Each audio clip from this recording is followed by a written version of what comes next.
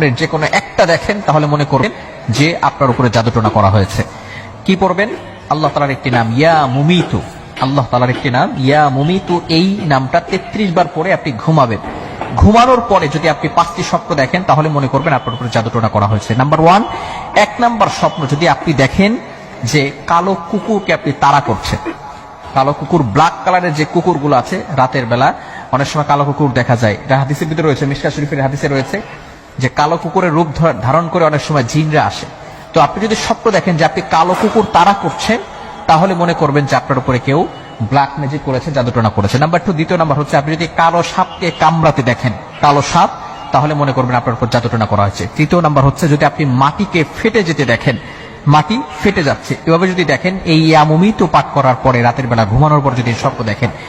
চতুর্থ নাম্বার হচ্ছে যদি আপনি কালো কাক স্বপ্ন দেখেন, এবং পঞ্চম নাম্বার হচ্ছে যদি আপনি ফকিরকে গালি দিতে দেখেন। এই 5টি স্বপ্ন